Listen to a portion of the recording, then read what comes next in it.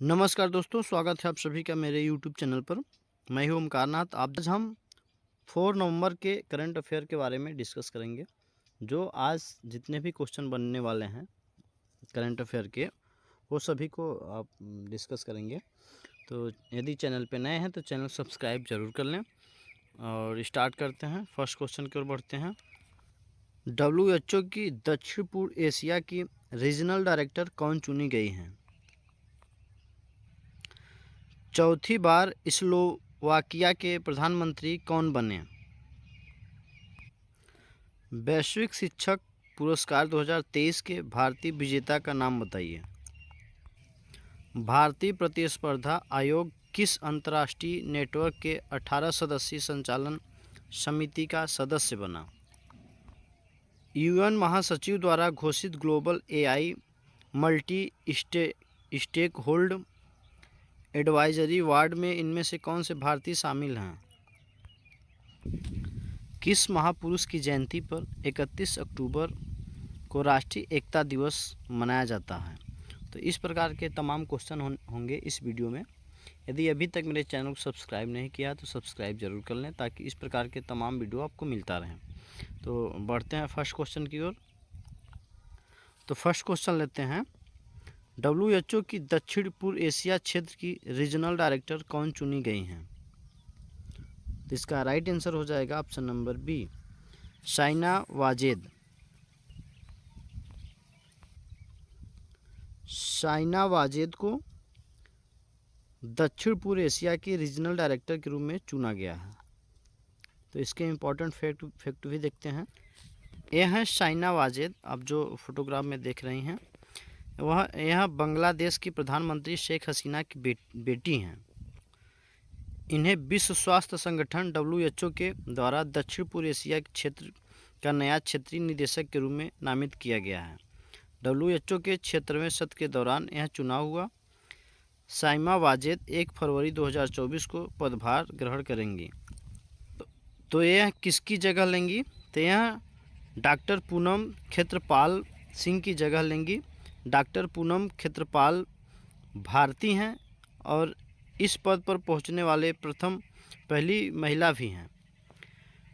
भारतीय हैं और इस पद पर पहुंचने वाली पहली महिला भी हैं। ठीक है, और पहली भारतीय महिला हैं और वर्ल्ड में सबसे फर्स्ट पे हैं महिला में। तो WHO के महान निदेशक हैं टेड्रोस अधानोम घेब्रेयेसस। मुख्यालय है जिनेवा, स्विट्जरलैंड में है। नेक्स्ट क्वेश्चन लेते हैं। तो सेकंड क्वेश्चन है, चौथी बार स्लोवाकिया के प्रधानमंत्री कौन बने हैं? चौथी बार स्लोवाकिया के प्रधानमंत्री कौन बने हैं? तो इसका राइट आंसर हो जाएगा option number B, Robert Fico चौथी बार स्लोवाकिया के प्रधानमंत्री चुने गए हैं। तो स्लोवाकिया पोलैंड के दक्षिण में स्थित है, आप फिगर से भी देख रहे हैं। ठीक है, ये रहा पोलैंड के दक्षिण में स्लोवाकिया स्थित है। यह रॉबर्ट फिको ये चौथी बार वहाँ के प्रधानमंत्री चुने गए हैं। इसके पहले वह 2006 से 2010 तक और 12 से 18 तक प्रधानमंत्री रह चुके हैं। रॉबर्ट फिको को रूस का समर्थक माना जाता है और अपने चुनाव प्रचार के दौरान उन्होंने भी ऐलान किया कि अगर उनकी सरकार बनी तो वह यूक्रेन को दी जा रही सैन्य मदद को बंद कर देंगे। स्लोवाकिया के राष्ट्रपति हैं जुजाना कापुतोवा। राजधानी है ब्रातिस्लावा। मुद्रा है यूरो। यह लैंड लॉक्ड कंट्री है। इसके पड़ोसी देश हैं हंगरी, ऑस्ट्रेलिया, चेक रिपब्लिक, पोलैंड, यूक्रेन इसके पड़ोसी देश हैं। आई होप कि समझ गए होंगे। यदि अभी तक चैनल को सब्सक्राइब नहीं किया तो प्लीज़ सब्सक्राइब जरूर कर लें। नेक्स्ट क्वेश्चन लेते हैं। वैश्विक शिक्षक पुरस्कार 2023 के भारतीय विजेता का नाम बताइए। वैश्विक पुरस्कार 2023 के भारतीय विजेता का नाम बताइए। तो इसका राइट आंसर हो जाएगा ऑप्शन नंबर सी, दीप नारायण नायक। यह है भारतीय विजेता दीप नारायण नायक हैं, वैश्विक शिक्षक पुरस्कार 2023 के विजेता। ये हैं वैश्विक शिक्षक पुरस्कार 2023 के विजेता और वैश्विक शिक्षक पुरस्कार 2023 के शीर्ष फाइनलिस्ट में से एक हैं इनका नाम है दीप नारायण नायक।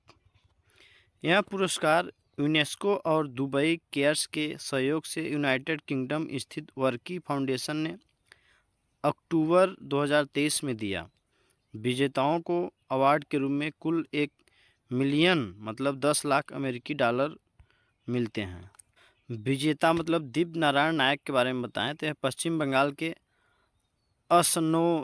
असनसोल जिले के जमुरिया के तिलका माझी आदिवासी प्री प्राइमरी स्कूल में टीचर हैं। कोविड-19 लॉकडाउन के दौरान शिक्षा में उसके आधार प्रयासों के लिए उन्हें teachers of the street of की उपाधि मिली। उस दौरान उन्होंने सड़क के किनारे घरों की दीवारों पर ही ब्लैक बोर्ड बना दिया था। उनका मकसद एजुकेशन के डिजिटल विभाजन को समाप्त करना था। दरअसल कोविड-19 महामारी के दौरान स्कूल ऑनलाइन हो गए थे, लेकिन अभ्यर्थी आर्थिक रूप से वंचित समुदाय के पास ऑनलाइन पढ़ने की बहुत समस्या थी। तो ये पश्चिम बंगाल से हैं। तो पश्चिम बंगाल के सीएम हैं ममता बनर्जी, गवर्नर हैं सीबी आनंद बोस, राजधानी है कोलकाता। नेक्स्ट क्वेश्चन लेते हैं। भारतीय प्रतिस्पर्धा आयोग CCI किस अंतर्राष्ट्रीय नेटवर्क के 18 सदस्यीय संचालन समिति का सदस्य बना? तो इसका राइट आंसर हो जाएगा ऑप्शन नंबर ए, अंतर्राष्ट्रीय प्रतिस्पर्धा नेटवर्क। भारतीय प्रतिस्पर्धा आयोग किस अंतर्राष्ट्रीय नेटवर्क के 18 सदस्यीय संचालन समिति का सदस्य बना? तो ये बना है अंतर्राष्ट्रीय प्रतिस्पर्धा नेटवर्क का। अंतर्राष्ट्रीय प्रतिस्पर्धा नेटवर्क में दुनिया भर की 140 प्रतिस्पर्धाएं एजेंसियां शामिल हैं। 18 सदस्यीय संचालन समिति ICN की सर्वोच्च संस्था है। इसमें भारत का CCI शामिल हुआ है। CCI के बारे में बताएं आपको तो यह भारत सरकार का एक वैधानिक निकाय है और इसकी स्थापना मार्च 2009 में प्रतिस्पादित किया गया था। अधिनियम 2002 के तहत की गई थी। इसमें संपादित किया गया था, इसको बनाया गया था। CCI का लक्ष्य अर्थव्यवस्था में निष्पक्ष प्रतिस्पर्धा पैदा करना और उसे बनाए रखना है। CCI के सभी सदस्यों की नियुक्ति केंद्र सरकार द्वारा की जाती है और इसका मुख्यालय नई दिल्ली में है। नेक्स्ट क्वेश्चन लेते हैं। महासचिव द्वारा घोषित global AI artificial intelligence multi stakeholder advisory body में इनमें से कौन से भारतीय शामिल हैं? UN महासचिव द्वारा घोषित global AI multi stakeholder advisory body में इनमें से कौन से भारतीय शामिल हैं? इसका राइट आंसर हो जाएगा option number D, Amandeep Singh Gill, Sharad Sharma और नाजनीन रजनी, ये सभी शामिल हैं। आई होप कि समझ में आया होगा। वैश्विक AI सलाहकार निकाय में भारतीय सदस्य कौन कौन हैं? स्प्रिट फाउंडेशन के सह संस्थापक अमनदीप सिंह गिल हैं और थिंक टैंक इंडिया स्टेक के शरद शर्मा हैं। तकनीकी कंपनी हगिंग फेस इंडिया की मुख्य रिसर्च नाजनीन रजनी हैं।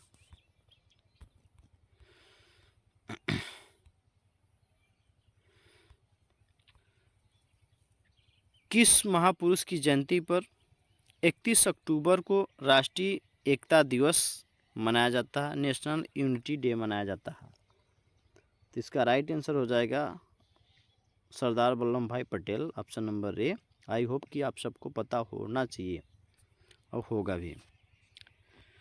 लौह पुरुष सरदार वल्लभ भाई पटेल की जयंती को चिन्हित करने के लिए 2014 से हर साल 31 अक्टूबर को राष्ट्रीय एकता दिवस के रूप में मनाया जाता है। सरदार वल्लभ भाई पटेल भारत के प्रथम उप प्रधानमंत्री भी रहे थे। वर्ष 2023 में स्वतंत्रता सेनानी वल्लभ भाई पटेल की 147वीं जयंती मनाई गई।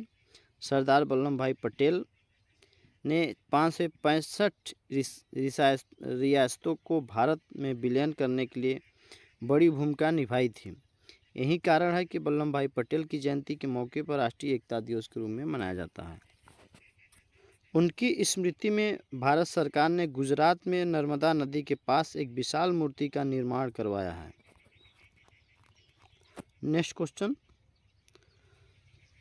54वें अंतर्राष्ट्रीय फिल्म महोत्सव के अंतर्राष्ट्रीय जूरी पैनल का मुख्य प्रमुख किसे बनाया गया है? 54वां अंतर्राष्ट्रीय फिल्म महोत्सव के अंतर्राष्ट्रीय जूरी पैनल का मुख्य प्रमुख किसे बनाया गया है? तो बनाया गया option number A Sheikh Kapur को। ये हैं शेख कपूर। IFFI के 54वें संस्करण का आयोजन 20 से 28 नवंबर 2023 तक गोवा में आयोजित किया जाएगा। ये जूरी अंतर्राष्ट्रीय प्रतियोगिता और महोत्सव में किसी निर्देशक की सर्वश्रेष्ठ डेब्यू फीचर फिल्म के पुरस्कार के लिए प्रविष्टियों के मूल्यांकन में महत्वपूर्ण भूमिका निभाएंगे। अन्य सदस्य कौन कौन हैं? तो जोश लुइस अल्केन हैं, जेरोम पैलार्ड हैं, कैथरीन डुसार्ट हैं, हेलेन लिक हैं। नेक्स्ट क्वेश्चन लेते हैं, यूनेस्को ने भारत का पहला साहित्य का शहर किसे घोषित किया है? यूनेस्को ने भारत का पहला साहित्य का शहर किसे घोषित किया है? तो इसका राइट आंसर हो जाएगा ऑप्शन नंबर सी कोझिकोड को यूनेस्को ने भारत का पहला साहित्य शहर के रूप में घोषित किया है। आई होप कि आपको समझ में आ गया होगा। कोझिकोड केरल का एक शहर है, उसको यूनेस्को ने एक साहित्य शहर के रूप में घोषित किया है। ठीक है, यूनेस्को ने विश्व शहर दिवस पर 31 अक्टूबर 2023 को 55वां रचनात्मक शहरों की नवीनतम सूची जारी की है। देश में यह खिताब हासिल करने वाला पहला शहर है। कोझिकोड में 500 से अधिक पुस्तकालय और 70 से अधिक प्रकाशक हैं। नेक्स्ट क्वेश्चन लेते हैं, यूनेस्को ने किस भारतीय शहर को संगीत का शहर किसे घोषित किया गया है? यूनेस्को ने किस भारतीय शहर को संगीत का शहर घोषित किया है? तो एक किया है ग्वालियर शहर को संगीत का शहर घोषित किया है। कोझिकोड और ग्वालियर को शामिल करने के लिए साथ नेटवर्क अब 100 से अधिक देशों में 350 रचनात्मक शहरों का दावा करता है, जो 7 रचनात्मक क्षेत्रों शिल्प और लोक कला, डिजाइन,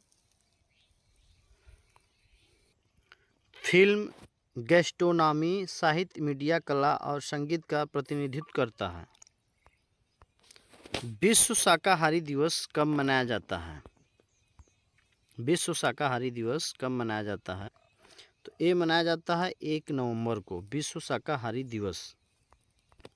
विश्व शाकाहारी दिवस की स्थापना 1977 में उत्तरी अमेरिकी शाकाहारी सोसाइटी द्वारा की गई थी। इसके बाद पूरी दुनिया में यह दिवस आयोजित किया जाने लगा है। वैश्विक आबादी का लगभग 22% शाकाहारी हैं और यह संख्या बढ़ती ही जा रही है।